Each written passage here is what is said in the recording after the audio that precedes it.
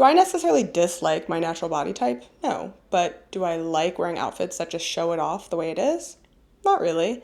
So today I want to talk about shapes. The shapes we have, the shapes we can work with, and the shapes we can just straight up put on our body to create different things altogether. Let's start with what we are working with. Obviously, I only have my own body that I can talk about. So as you can see, I have fairly broad shoulders. This tank top is sort of exaggerating that a little bit with the spaghetti straps, but I have broad shoulders, I have a little bit of a waist, I don't have much hips, and then the broadest part of my lower body, I think you can see here, is actually my thighs, and I have some junk in the trunk, if you didn't know. Now you know. So this is what I'm working with on the daily. I also have like kind of athletic calves. I just have an athletic body type in general, to be honest. I like to go in thinking about this very neutrally. I haven't even talked about, of all the things I named, I haven't even said like, oh, this I love, this I don't like, etc., etc.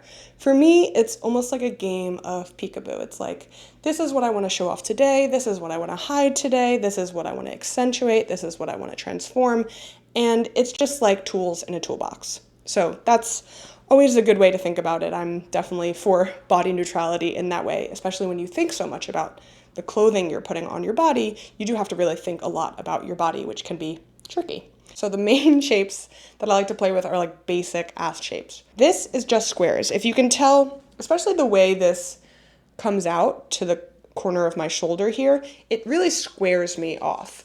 And I don't mind that totally. Sometimes I do like to tuck this in, as I've mentioned before, to sort of create more of an indent here. But that still doesn't take away the fact that it's pretty much straight down because my pants, these aren't tucked into pants that are high-waisted. I would not say that this is highlighting my waist, even though it is a tight shirt. So we're pretty straight down here. This pair of pants I really like because it actually sort of smooths out my natural shape here. So we have a pretty straight up and down outfit, which doesn't mean that it's like horrible or boring. I would just say we're using rectangles here. Because they're both rectangles, it feels fairly cohesive and also fairly elegant, I would say, or easy. So this is actually, I would say, a very similar version of that last outfit, just more casual. Just so you can see that the shape is the same, the outfit is technically different, but we have the same elements here. It's sort of a wide tank top with a wide shoulder strap area here. And then the pants, similarly, they don't cling.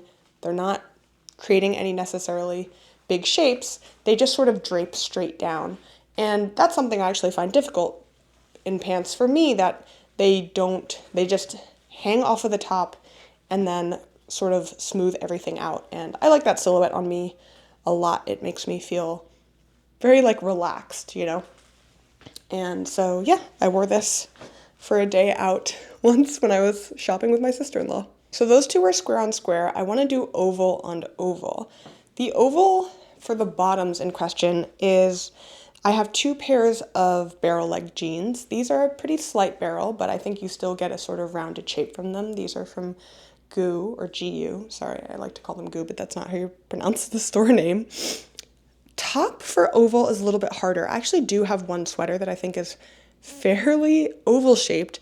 It is very, very heavy. So I'm going to put it on quickly because it's hot in my apartment right now. I'm not going to style this. I'm not going to put on shoes. I just can't bear to be in it for very long. But I think you can tell the sleeves add a lot to the oval because of the way the knit sort of is rounded out coming from the top and then drapes over.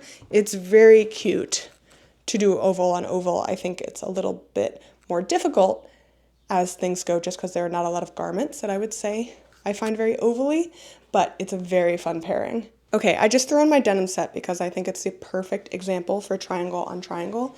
As you can see with this top, the natural width of my shoulders, and then it really comes in at my waist. This top is even a little small for me, so it's really nipping my waist in here. You can see that sort of triangle shape it's creating. And then the bottoms are wide-legged. So we have a triangle shape at the bottom, and then a triangle shape on the top. So we've essentially created an hourglass. This is what I would call an hourglass silhouette. It's just two triangles, one on top, one on bottom, inverted. So here's an interesting example of body shape interfering with clothing shape. These pants, which are wide leg, I think are supposed to be more triangle. However, on me, because my thighs are so big, they almost look a little bit straight leg. So that's just something to take into consideration when you're dressing yourself. I think in general, when it comes to like gendered silhouettes, men are generally wearing rectangles of one sort or another at different, lengths. I do see a couple of more vintage like 70s styles for men recently. So men will wear like short little cropped t-shirts or tank tops and then those almost bell bottoms or flare jeans. And so in that scenario, you would have similarly square or rectangle on top and then triangle on bottom. So I beseech you to try out whatever speaks to you. So because of my body type, my main focus when I'm getting dressed is usually creating proportionality or creating balance. So here, because of my wide shoulders but lack of hips, I usually will do something that's sort of boxy on top that just hangs off my shoulders, but I like to create volume on bottom. So I have these sort of also barrel leg style trousers from COS, and I wear that a lot. So that would be square, or in this case, yeah, this is like a square on top and then oval on bottom. I think those work really nicely together. Now, this is interesting because I think it's actually pretty similar to the outfit I just showed you, but with some key differences. So this shirt is not as wide as my white button down. It's longer, so I would say more rectangular. And it's almost, as you can see, the line into the pants is really almost seamless. Like they lay together really well. So then you have this really pretty straight line until you get to the hem of the pants, and they have a slight kick flare.